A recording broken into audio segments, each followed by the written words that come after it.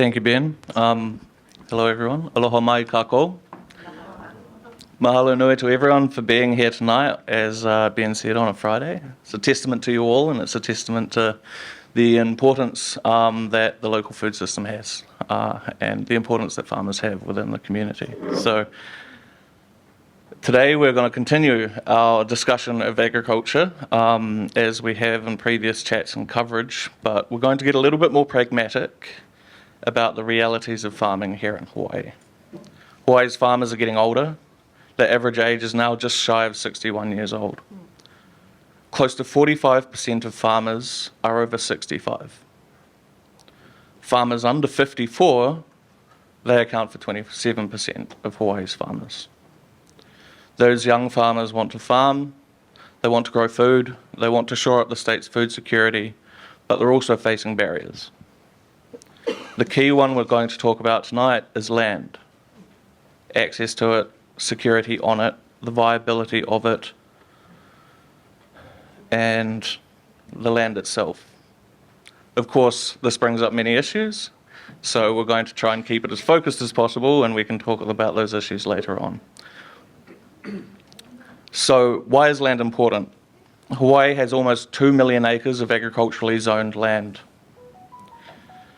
Just about 880,000 acres is actually in production, and just 120,000 acres of that land, of that farmed land, is in production for crops, and the rest is pasture.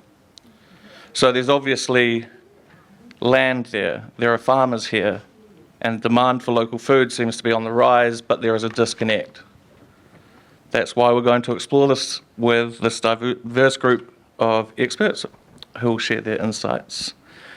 We have Paul Reppun of Waianu Farm, Nick Reppun of Kākoʻo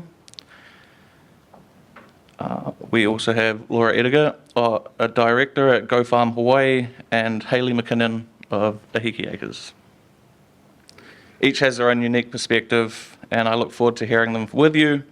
I'm sure they're all going to help us better understand the realities, myths, the barriers, and the solutions to farming here in Hawaii, while also helping us better understand what will help fuel the growth of the next generation of farmers. So just a couple of housekeeping things. We don't have much time. As Ben said, there's flashcards there for questions you have.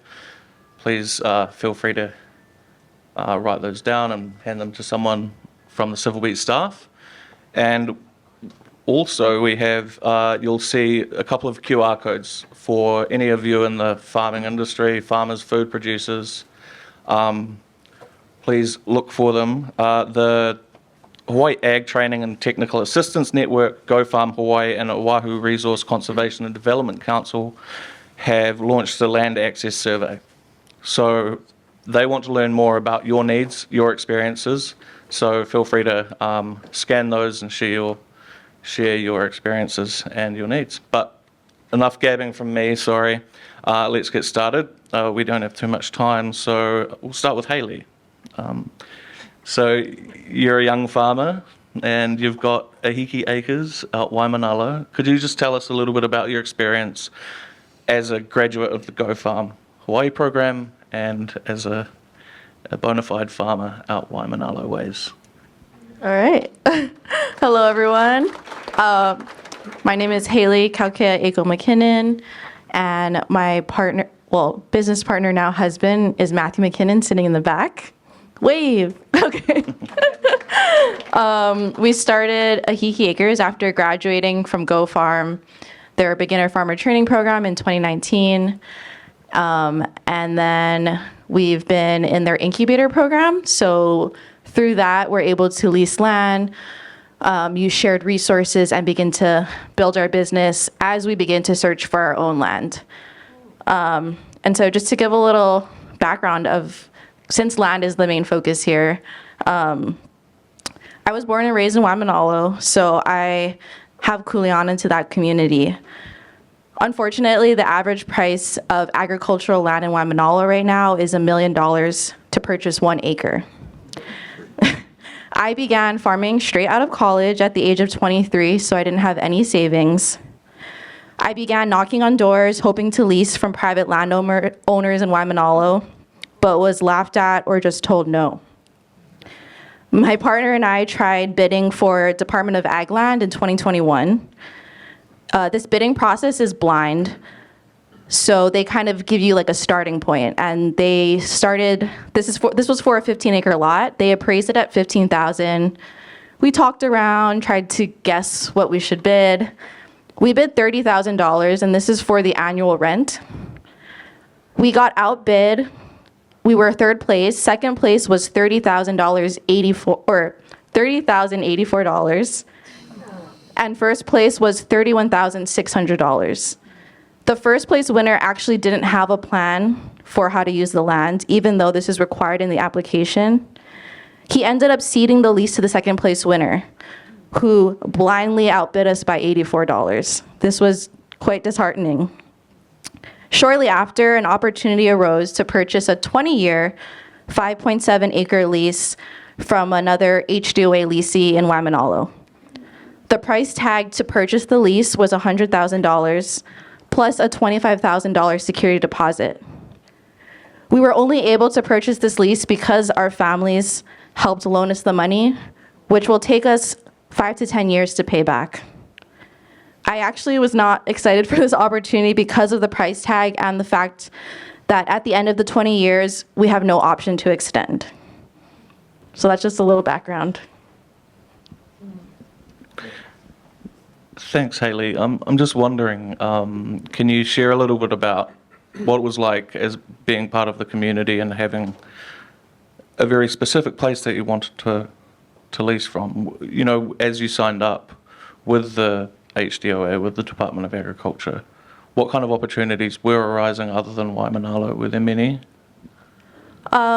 So early in the beginning, we did travel to outer islands because ag land is much cheaper. So we flew to Maui, but I really didn't want to give up on Waimanalo. And so that's why I was very stubborn. My partner is from out of state, but he fell in love with Waimanalo over time.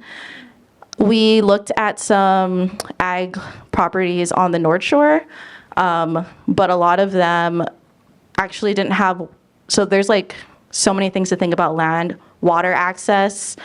Since we grow vegetables, we need potable water to wash the produce.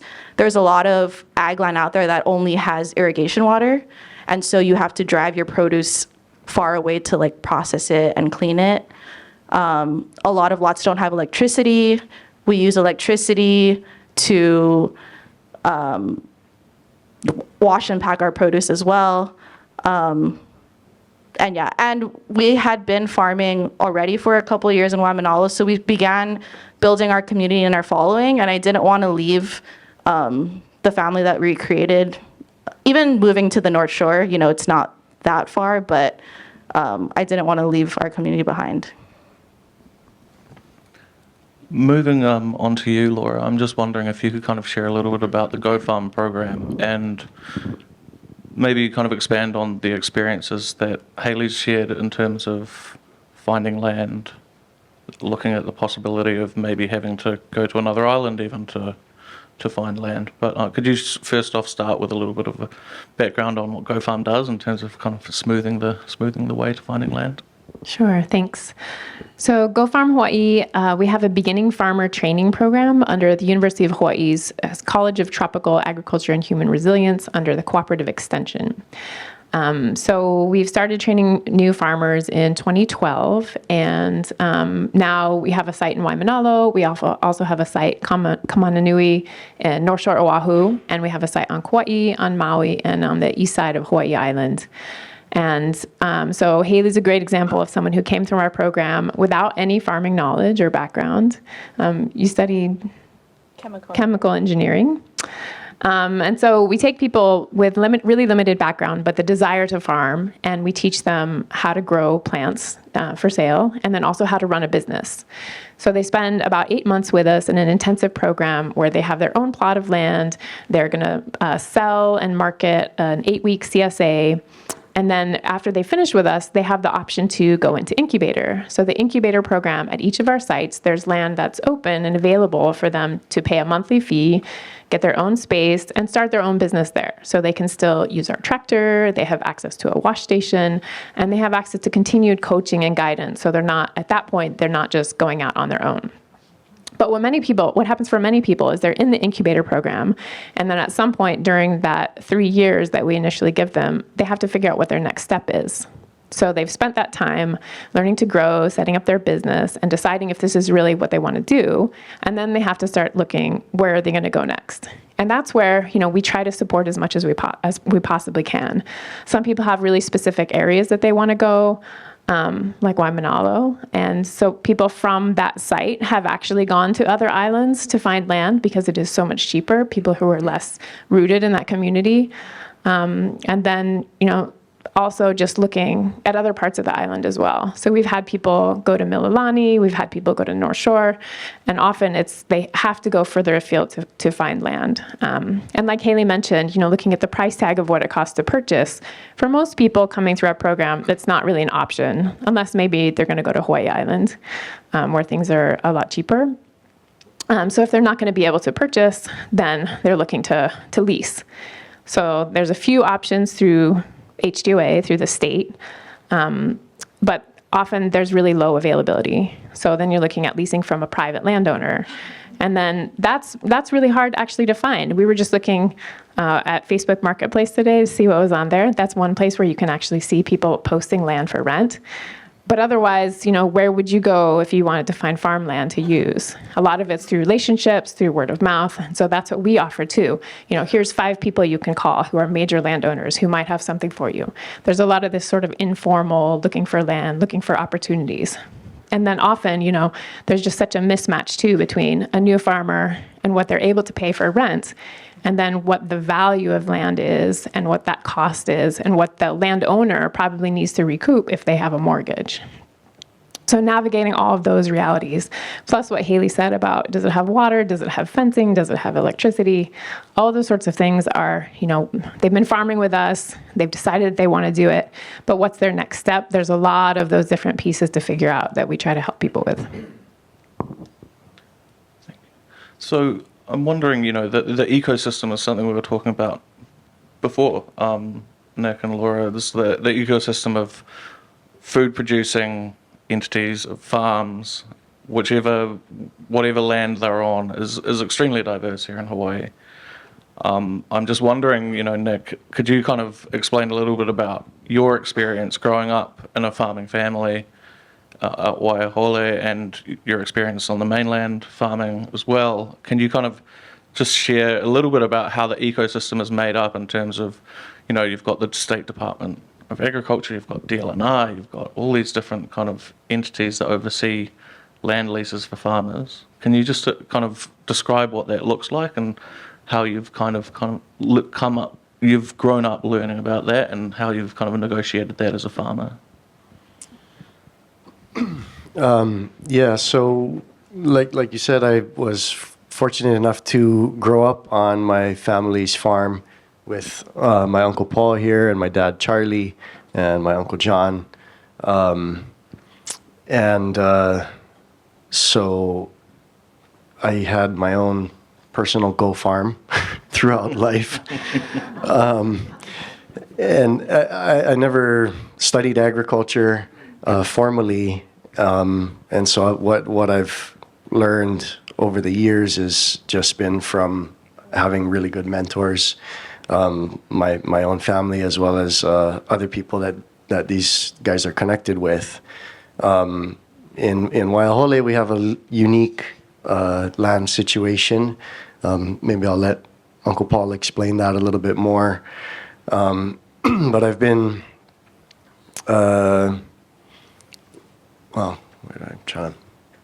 maybe I'll go in chronological order. When I finished college, I had a visual arts degree, and which is probably, the other type of job that's as lucrative as farming. So maybe farming is more lucrative, I don't know. So I started doing some of my own small kind business nursery stuff. And after a little while, I ended up going to the mainland, to New Hampshire, to pursue an opportunity there, which was actually, I got to do some vegetable farming as well as sheep farming on a, what I would call a billionaire's sandbox. It's a Canadian guy, very, very wealthy gentleman, bought this historic property in central New Hampshire. And he was interested in historic preservation. There were a lot of old buildings, but he wanted somebody to farm the land. And so a friend of mine told me about the opportunity, and so we went and farmed there for a couple of years. That was a tremendous learning experience, basically trying to build a ag business from nothing. I mean, they gave us, I said, here's the field you can farm, here's a rototiller you can use. They did most of their heavy tillage with draft horses and oxen, which was actually a pretty cool experience to be able to do that. We did have to hire in a tractor to open up one of our larger fields. But I learned a lot in that 2 years about the marketing and business side. I feel like at that point, I already had a pretty, a good understanding of growing techniques. But the marketing side was a big leap for me to have to do all of that. And we actually did pretty well. Ended up deciding to leave that particular location just because of some issues with the landowner and how he wanted the place to be. But yeah, that was a tremendous opportunity for me, tremendous learning experience. Came back home and ended up working, getting a job with Kākoʻo ʻŌiwi. We're an educational nonprofit over in Haʻia on the windward side of Oahu. And Kākoʻo ʻŌiwi is also a kind of another unique land situation. It's former Bishop Estate land, which was under threat of development, and there were plans for, I don't know, between 2,000 and 3,000 housing units, as well as a 20-acre commercial parcel. We're directly Mauka of Haʻia Fish Pond. Part of the development plans also included filling in that fish pond. The fate of many fish ponds throughout Hawaii, they get filled in and houses nice waterfront $1 million homes built on them. But the community in Haʻia fought against the development plans and was able to basically put a stop to the development. And the resolution that the state found was they traded Bishop Estate 406 acres in Haʻia for like a quarter acre in Kaka'ako, which is now bringing them large revenues. Which it seems like a crazy trade to me. But I think that there was a lot of anti-development happening throughout the entire, like basically from Haʻia all the way up through the North Shore.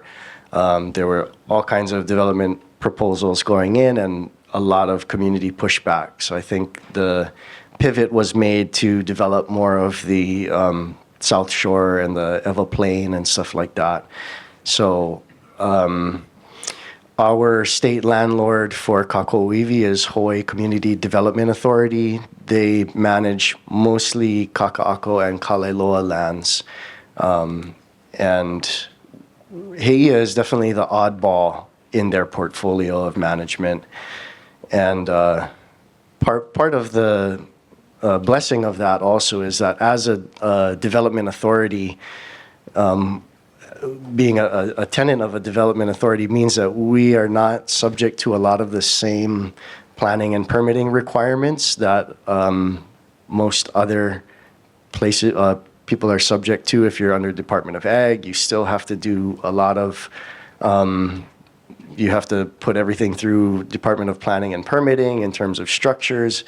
Infrastructure development like roadways and stuff like that has been greatly facilitated by the fact that we're under a development authority. And while we have supportive board members on that development authority, we've tried to push through a lot of our master planning approvals to basically say, hey, you're going to let us do a lot of agricultural restoration. There's well-documented historical use of that Heiʻia wetland for taro and rice and just a lot of agricultural use in that area. So we've been able to do basically a lot of infrastructure restoration. Yeah, so it's a kind of a unique land situation. We've got a 38-year lease, the structure of which was very generous. The first 5 years were basically free, and then the subsequent, there were 3 stages of 11 years where we were charged a gross revenue percentage, which is tiered 2%, 4%, and 6%. I'm not sure what's going to happen at the end of the 38 years. We may or may not have an option to extend. The long story short, though, is that that's a pretty tremendous subsidy, I guess, by the state. It's a very low-cost lease relative to a lot of other places. Waiahole is a similar situation with basically a very low-cost leases for agriculture, and also similar in that the state bought the valley from developers and development pressure. So Really seems like who your landlord is matters, and not just state or private, but what agency is really your landlord. So I guess thanks for the natural transition. Paul, I'm just wondering if you could kind of give us a bit of history about your farm. Our farm has been continuously farmed for probably hundreds, maybe even many, many hundreds of years. We're a really unique place, and we shouldn't be. And I think it's actually kind of a perfect model for how farming can be expanded in this state, because when the state stepped in 1977, after many years of struggle led by the Revolutionary Communist Party of Hawaii, the state stepped in and bought the valley to defuse that struggle. And so the state became our landlord. Unfortunately, the agency that they found the money in order to buy the valley is a housing agency. At that time, it was HHA, Hawaii Housing Authority. Now it's called HHFTC. And they know nothing about agriculture and really care nothing about agriculture, and are not enforcing the lease, which requires the land to be farmed. So, but I think it's a really important model that can be done, because when you mentioned that there's a lot of agricultural land in the state, I'm assuming that a lot of that land is state land. And I don't know about the other big landowners. They have a thought in their head that they want to make as much money as possible, hang on to that land. If they put it in agriculture, it's because their taxes are low when it's in agriculture. And they can keep it low until such time as they want to develop it. And they don't want to develop, 10,000 acres in a year. They want to develop a few hundred because the price stays up. And they're not developing it for us, people of Hawaii. There's whoever can pay that higher price. In Waiahole, the state bought a community that was mixed residential and agricultural leases. Everybody was on month-to-month lease. The state bought the valley. We worked for 20-some years on a lease. The state was really hard to deal with to get a good lease. And so finally we came to an agreement over the lease. We signed the lease. The state would not sign the lease because in the meanwhile, we'd started fighting over water. And I don't know if you guys are familiar with the Waioli ditch case, but that all happened. But at any rate, eventually that got settled. We have long-term leases, 55-year lease, supposed to be renewable. The rate can go up, but it's relatively cheap rents. When we first signed those leases, it was $100 per acre per year. So when I hear that $30,000, I'm like, oh my goodness, I don't know how you can make money like that. Not only do we have cheap rent, but we can live on our farm. So there's a separate lease that we pay for our housing. I think that it's like the perfect model for farming. If the state as a landlord is not there to make as much money as they possibly can off of their lands, they're there to promote the flourishing of agriculture in Hawaii. And if agriculture flourishes, then the multiplier factor helps everybody. There's everybody who's, buying this produce and processing, vertical integration. There's all kinds of things happening in the economy. That's how the state benefits from it, from all the increased taxes that people pay. The farmer, I don't look at as being subsidized. It's cheap rent, and we get to live on our land, but farming is not a lucrative business any way you look at it. We were selling bananas at the same price we sold them for 20 years ago. Things go up really slowly. It's not easy to make money. It's not easy to pay health insurance or any other kind of insurance. We got to pay our property tax and other expenses, for our farm. We got to have insurance, all that. So, but the subsidy is for the consumer. It's for the people who are eating our food. And that is, to me, it's really important. The state is not subsidizing the farmer, they're subsidizing the consumer.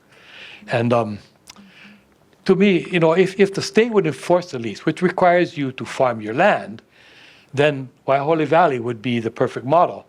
Unfortunately, the state is not enforcing the leases. And it's because it's this housing agency which really not interested in it. They're just not interested in the whole subject. Department of Agriculture doesn't want us because we're mixed residential and agricultural. DLNR doesn't want us for the same reason. So we're stuck with this housing agency. If we had good housing agency directors, then they would make us flourish. One of the problems that I see with the state being this landowner, and the state has plenty of land they could do this with, the problem is that if you give somebody a piece of land and say, go farm this, and they don't farm it, how do you decide whether or not they're a farmer? I've often thought, why not give farmers free medical insurance? Oh, all of you are going to be farmers tomorrow. Everybody's going to claim to be a farmer. So how do you define what a farmer is? And I don't think a farmer has to be somebody who makes a lot of money. They could give away all their produce. They could be somebody who's really wealthy and doesn't need to farm, but they're still farming the land and growing something. The important thing is the land gets used to grow food.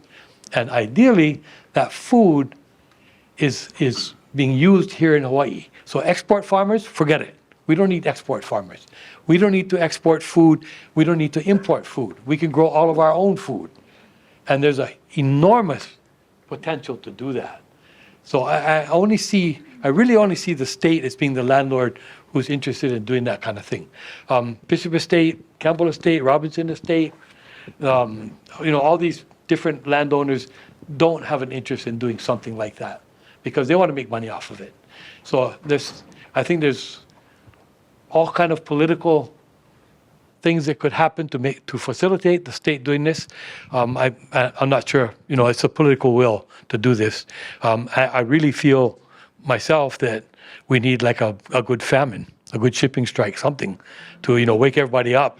And, and when COVID happened, all of a sudden you go to the feed store and you couldn't buy chicks anymore. You couldn't buy seeds anymore because everybody was doing that already. That's not the case anymore. But I have a lot of respect for GoFarm because I see that as being part of this model.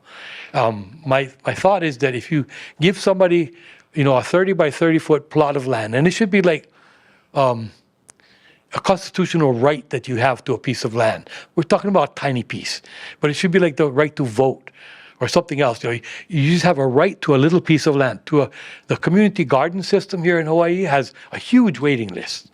And if it has a huge waiting list, what does that tell you? That there are a lot of people who want to grow something. So give everybody the right. You don't have to take this right, but you can have the right to this little plot. If you're successful with that and you can intensively farm it, then you can double it or triple it. we need to figure that one out too. We need to be able to, but you can do it cooperatively with the other farmers there. Maybe not sell even, maybe give it away, whatever. But everybody should have a right to that plot. And if you want a bigger plot, you get a bigger plot. If you don't farm that bigger plot, then you go back to the smaller plot. That's a model that GoFarm always ends up with. This people learn how to farm, and then they got to find some land, and that's where you're in trouble. So there should be the state should be setting up. And I can think of different ways to design this. I've talked to different developers about how they could promote this idea, and sometimes they think that's really cool and said they'll get back to me, and but hasn't happened yet. But there's a whole lot of design that could be done, where something radiates out from a center. Back in Spain, back in like 1400s or something, maybe before, this is where the anarchist movement began, in Spain. They would have big farms, big areas of agriculture with their cities or towns in the middle, and the farmers would each have plots radiating out from that, and they would share a lot of their equipment like oxen and things like that. Every so many years, they would switch land. This farmer would take that land. So nobody had the incentive to make their land really good, or to mine the soil, so to speak, because they were going to get somebody else's plot in a few years and do something like that. Another thought is in Peru, there was a lot of farming going on, potatoes, mostly up high in the Andes. Sort of potatoes came from incredible number of varieties. Well, their snowmelt waters would come down every spring, and they would have to manage that water and share it with everybody. There was a konehiki who managed that. That konehiki would change every year. Again, you take away the self-interest part of it. So you do a good job of that, because you don't want to screw that guy over there, because he'll screw you then. So these are just some of the ideas that come in out.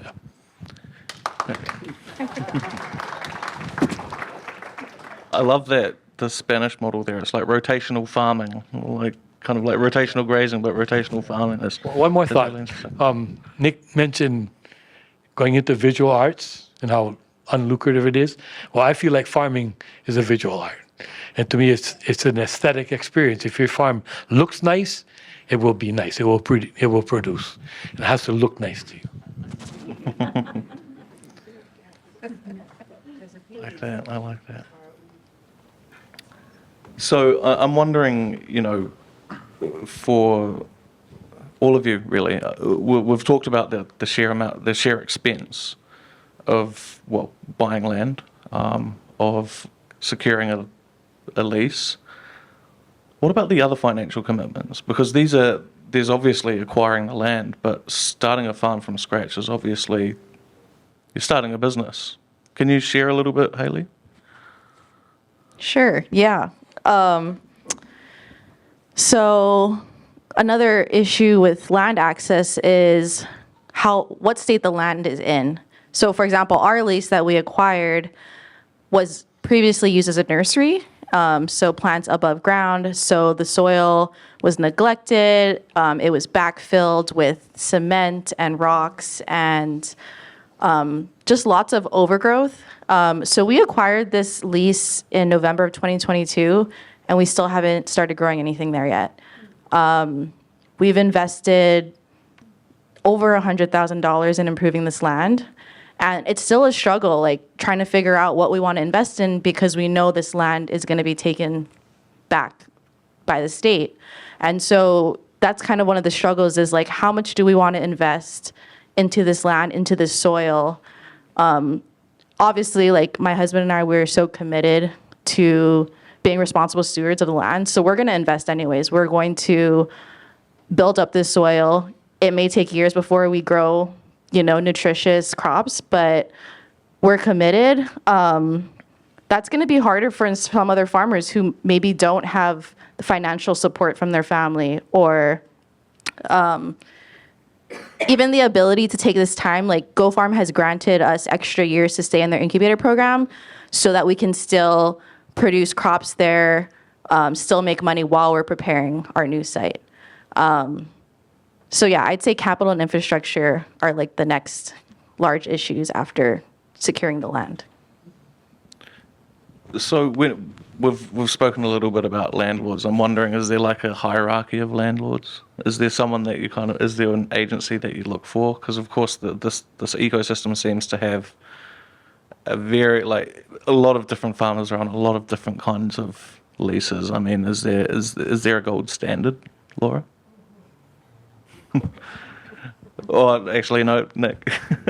I don't know. Anyone can. I don't think there's a gold standard. I think there's a lot of good intention, and a lot of people that are maybe owning the land and holding the land are not as clear on what the operational needs are, or how best to manage that, or how best to deal with the tenants.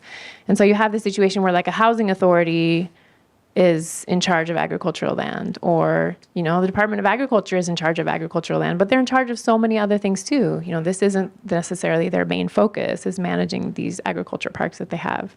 So I think that disconnect between somebody who's holding the land, often either whether it's for the value of the land in the case on the private side, or whether it's because they are, there is the intent to protect it from development and turning it residential. But then, there's this kind of disconnect between wanting to hold the land and then giving the support to make it actually farmable. And what does that take? So I think what we see across the board is that there's a gap there. But there's definitely a lot of good intention at the state. I mean, these different agencies and projects we've talked about, Agribusiness Development Corporation is seeking to get more land and get that land well utilized. Department of Agriculture has said, that they would love to expand parks and have more parks. There's a lot of positive intentions.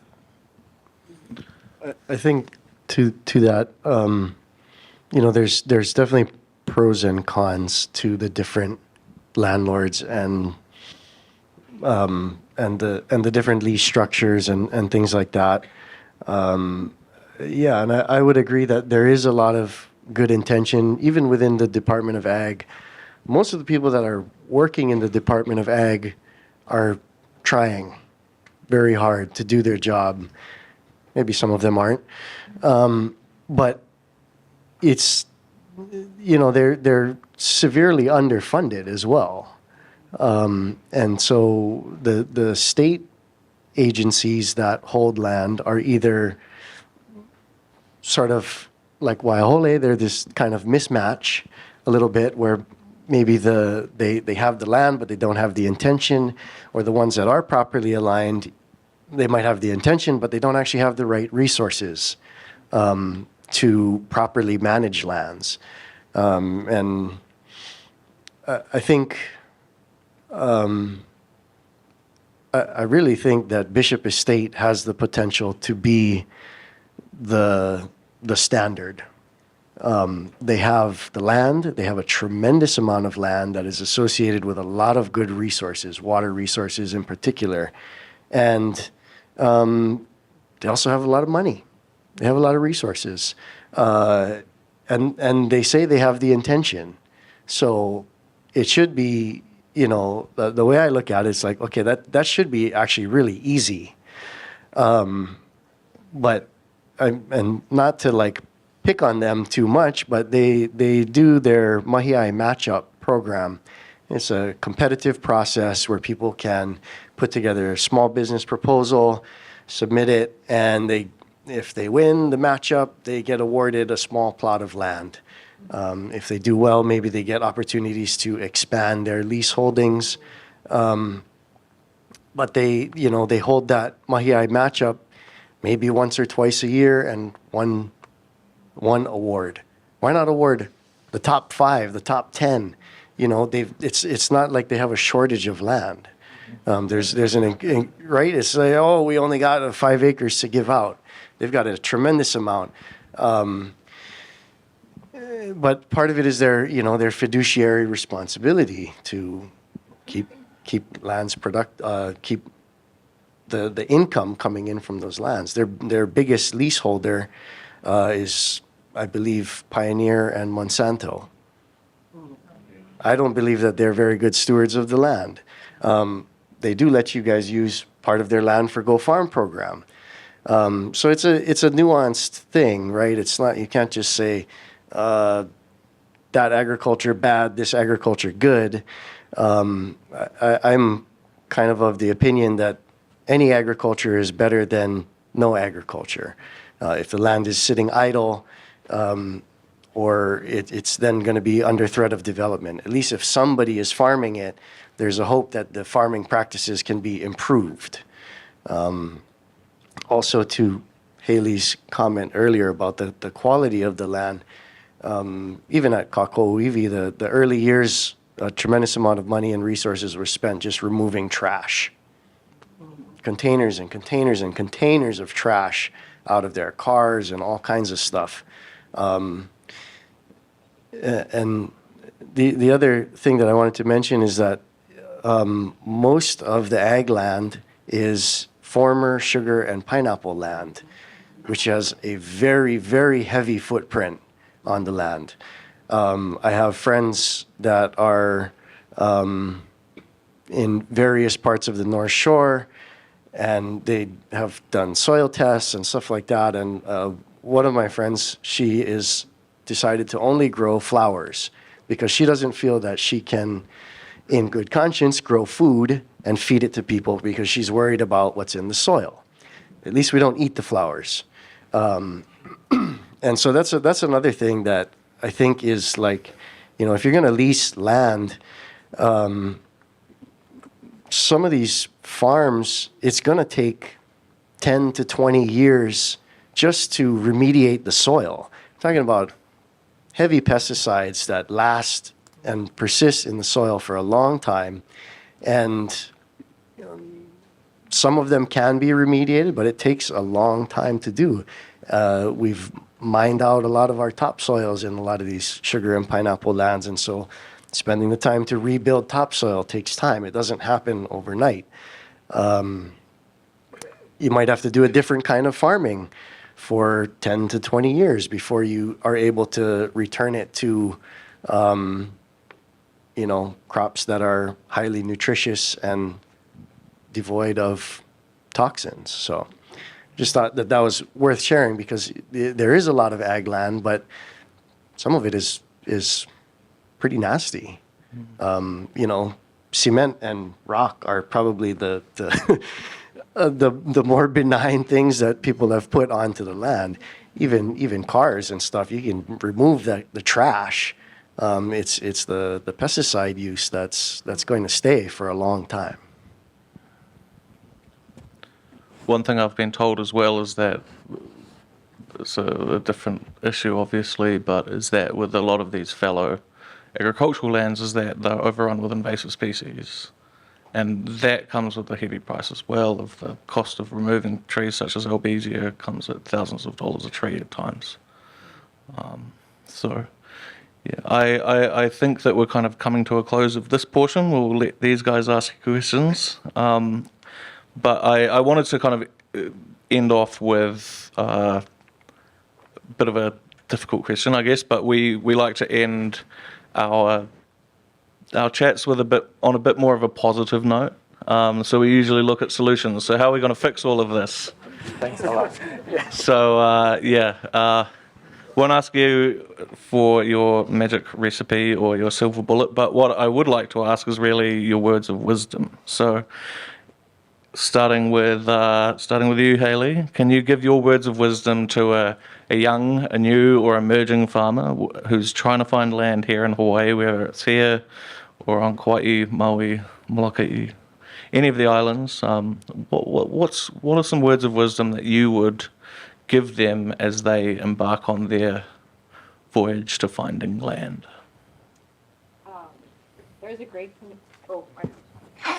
There's a great community of support, including GoFarm, just everyone, even this community here. You know, there's all these struggles, but to feel all the support, and my love for the land is not going to change, and I'm going to grow food until I die. I have no intention of retiring, and I'm going to fight for us. So, yes, do not lose hope. That's what someone said the other day. We have this really high average age of farmers because nobody ever retires and they live really long. So that's going to be Hayley. First, I would say, we are responding to what we see as a demand from people who want to grow food, from people who want local food to grow, want local farmers to grow. And so we are doing everything we can to support that. We started a land matching service in last fall. And so there's a form you can fill out on our website. You're seeking land or you have land, you know of land that's on offer, you want to find a match.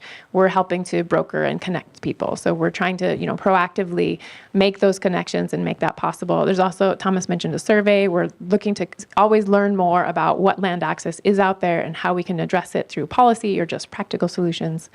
But yeah, I would really echo what Hayley said. Every time we have a cohort that graduates, for us to see that those are people that have taken that first step and are so enthusiastic and determined to farm. I think that with that kind of energy, there will be more farmers. Just a quick reminder, guys, that you can feel free to fill out those cards there and share some more questions for us. Go ahead, Nick. Sorry about that. Yeah, I think you hit it right on the button, Hayley. The best thing you can do as an aspiring farmer is to find your agricultural community, and find mentor farmers, find fellow young farmers that you guys can get together and commiserate about the woes that you have. Misery loves company. So yeah, find your community. And I also would say that, farms can be incredibly small. Even the windowsill of your apartment can grow lettuce and green onions. So that's kind of just a call out to everyone, is to find your own inner farmer, and no matter how small your contribution, any contribution to the local food system is important. I'm also going to have to give a plug to my partner Kristen over there. Support your local food hubs when you buy food. The fewer food miles there are on your food, the better. And something that we've talked about and I really like is when you're out shopping, if you can buy organic first. If not, then go local. And if not, always aloha.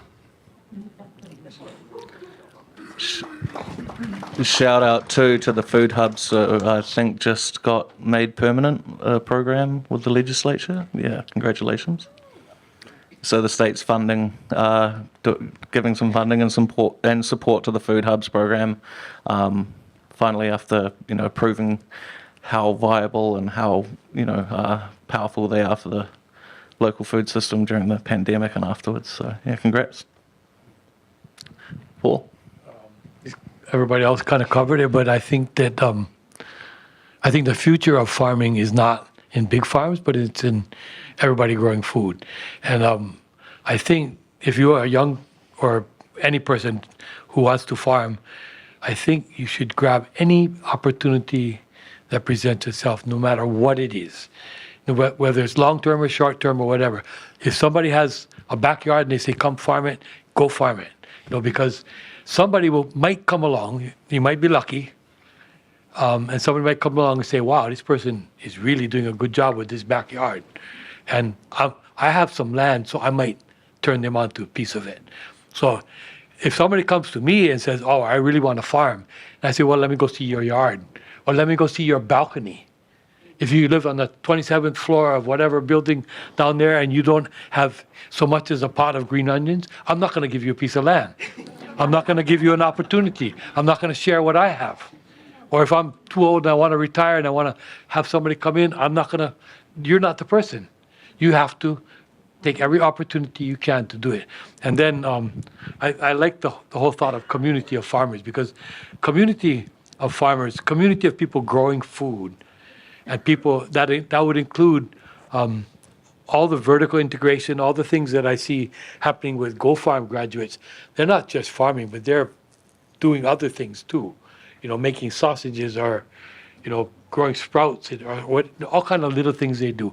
That it's a community of farmers, and it's a community of food producers, and it's a community of people who like to eat and eat good food. All those things come together, and when we do that, I think we'll eventually change the system so that it becomes more viable.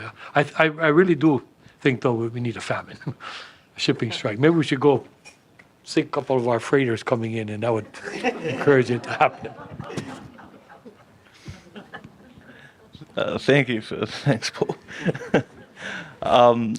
So I guess one of the big questions coming through is that people are wanting to know. I'm going to cram 5 questions into one, and please, anyone, feel free to answer. As we're talking about community, we've heard from farmers in their 60s. We've heard from landowners who have viable agricultural land. So the older farmers are wanting to find young farmers to kind of maybe sell their land to or pass it on. We've got these landowners who are trying to find farmers to farm their land. But you're talking about community here. How do people get into those communities if they've never been part of them before?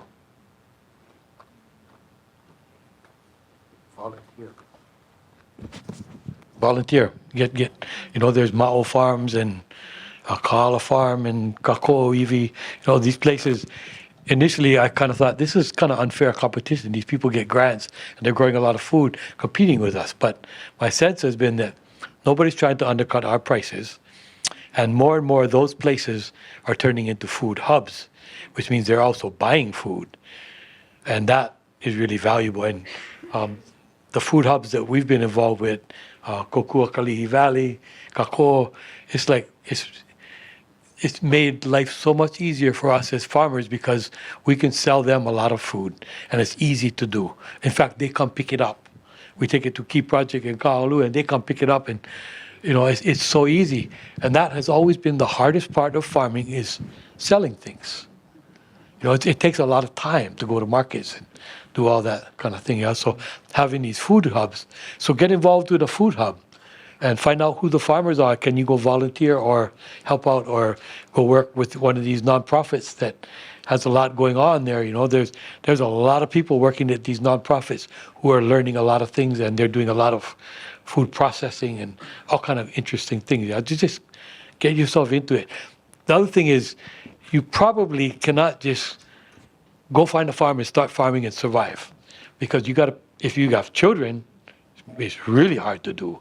And if you got to pay for your medical insurance and all that. So the only way really to me to get started is you got to have a good part-time job, or your partner got to have it. And so you can farm as much as you can in the time that you have, but you got to have something else that will pay the medical and the car insurance and all that stuff. To bounce around a little bit, sorry guys. So what political actions can people be involved in to affect change, to increase or develop programs to support farmers?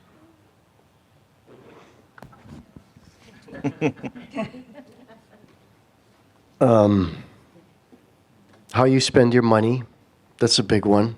I think where people spend money is a political action. Growing food itself is a political action. These guys just wanted a simple farming life and ended up in a several decades long legal battle for water rights. The political action tends to find you if you're in farming, under threat, lands under threat of development, et cetera, et cetera. There are actually a lot of good legislative bills that come up that don't get support from the general public. It's one thing if farmers are testifying in support of various things, but providing legislative support and testimony on various legislators lets our politicians know what the general community wants. It is important. It seems like kind of arduous and futile at some times, but it does matter. There's a lot of good stuff that happens or good things that are proposed that kind of just disappear throughout that legislative process. So stay informed, I guess. So keeping to, I guess, the government side, the policy side, all of that kind of thing. Obviously, under the current administration, there have been significant funding freezes on the federal level. There have been cancellations of various programs. I think it's just over 60 million in cancelled programs so far for Hawaii from USDA, USAID. Just wondering here, are any of you currently in limbo, or have you been? Are you in touch with anyone within the agricultural sphere who has been affected by any of these cuts? I would say, for Kākoʻo ʻŌiwi, we're a nonprofit. Several of the programs that we have been working with are come under fire, and so, we don't know what the solution is, but we're working on it. Oh, just a little information. I don't know if it's like common knowledge, but a lot of small farmers rely heavily on grants and technical assistance. I never imagined that part of farming would be writing grants. I spend a lot of my time looking for grants, writing grants, applying for them. So yeah, we have a bunch of grants that were frozen. Thankfully, none of them have been terminated yet, but hearing our fellow farmers have grants terminated is just so heartbreaking because of the hours put in to apply for these programs. Some people had already bought the equipment that they were promised for these grants, and all they got was an email that said, sorry, these funds are no longer coming to you. So yeah, I just wanted to inform you all that this is like really big for farmers. It makes a huge difference. They got a lot of those funds are used for the heavy lifts that we talked about, the CapEx kind of expenses for, building greenhouses, getting tractors, all the stuff that is really difficult to either get a traditional loan for if you don't have a large revenue stream coming in already, especially as a beginning farmer. So yeah, those grants are super crucial, not just for nonprofits, but for the for-profit farmers as well.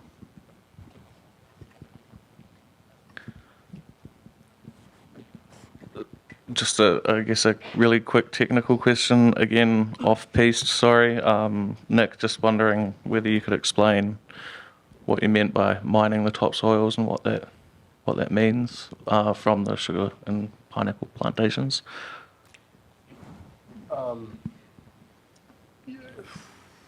You want to talk about it? Mining.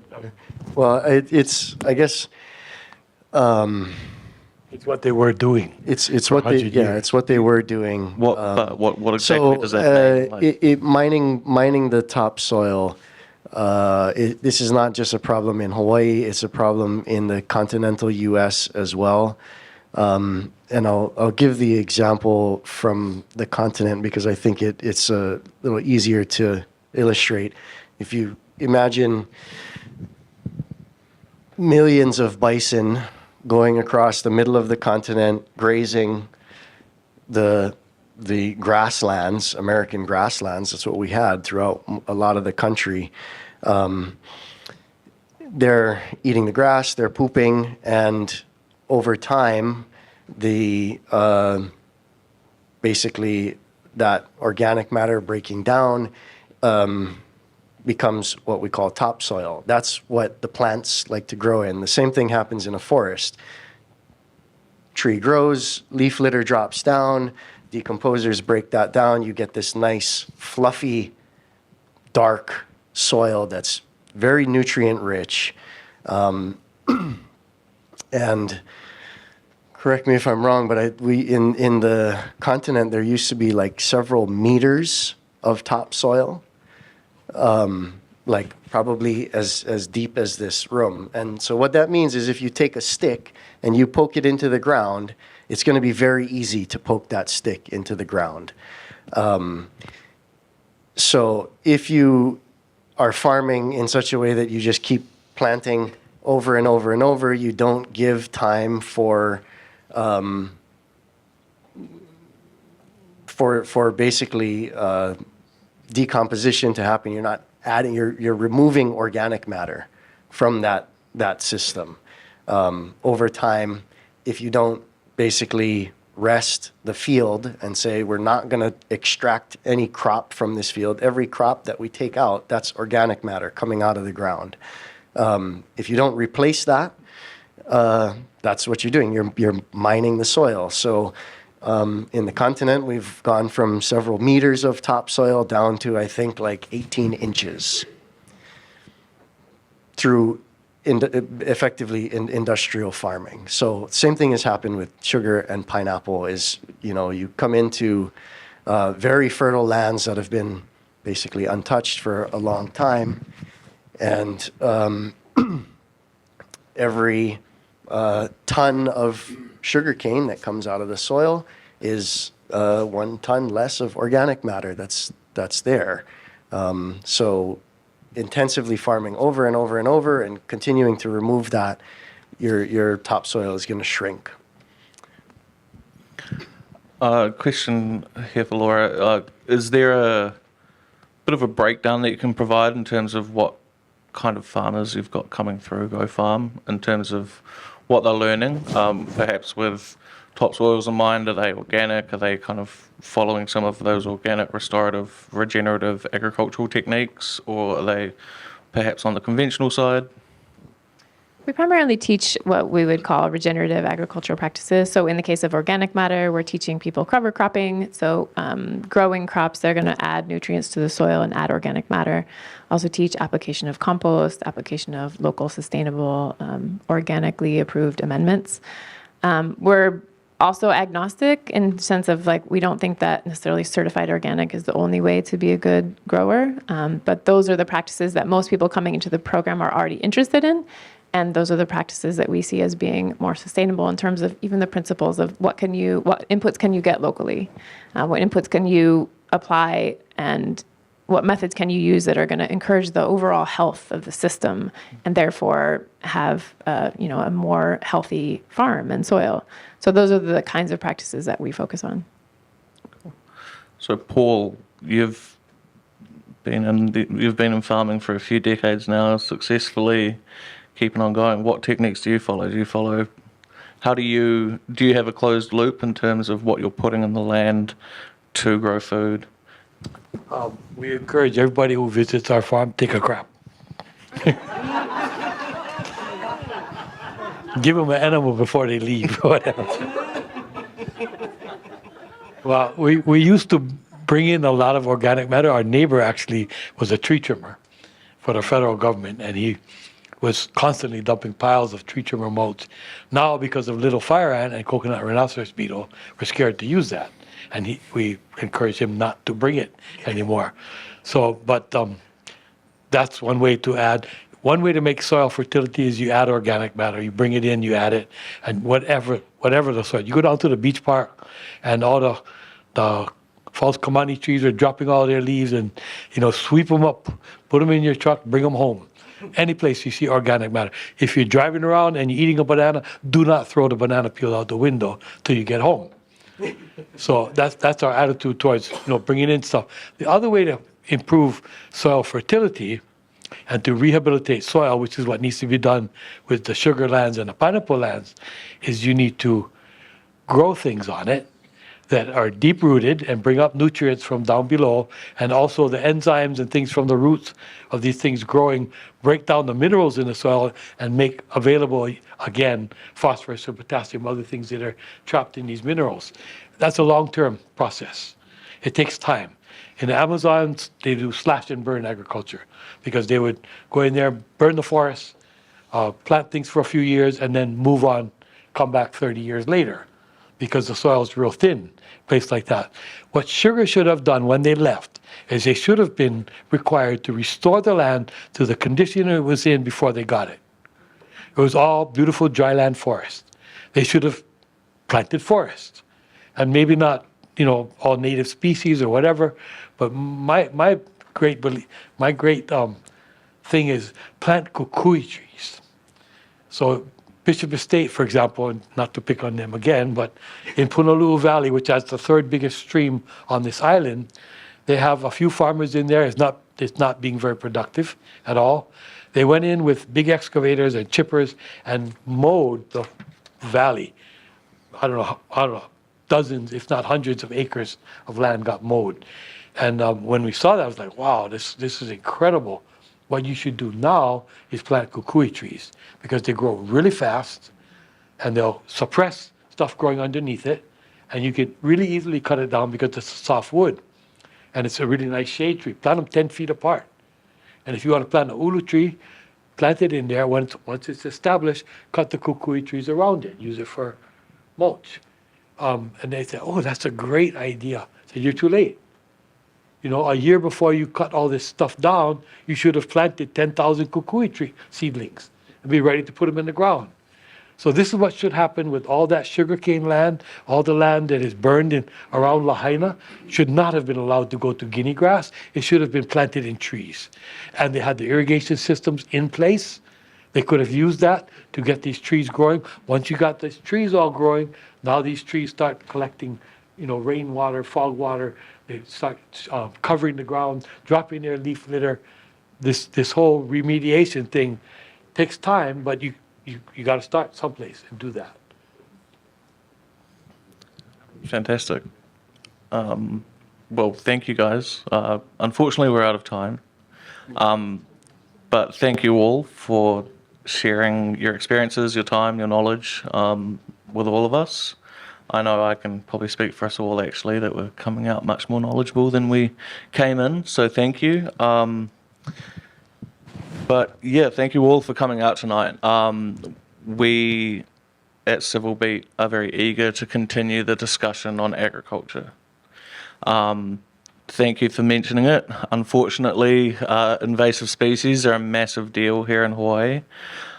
In fact, today, the legislature acknowledged that in the form of a measure that will rename the Department of Agriculture to be the Department of Agriculture and Biosecurity. That comes with a host of changes, millions of dollars, and we'll see how that fares because it does need the sign-off of the governor.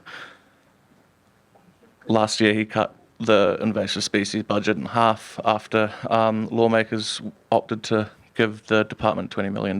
But we'll see how it goes. Anyway, all that to say, we will be hosting an event on invasive species coming up in the future, probably sometime in the summer. We will, and I also really want to hear from you all in terms of ideas, in terms of subjects that you guys want to talk about. What do you want to hear about in terms of the food system? What are the pressing issues that you have in your communities? Please reach out, let me know by email. I can throw a bunch of my cards on the desk over there before you all leave. So yes, reach out. I'm all ears, always keen to talk story. But finally, I'll stop talking. I'll let you all dig into the Kulolo Crunch. There's heaps left, apparently. It's delicious.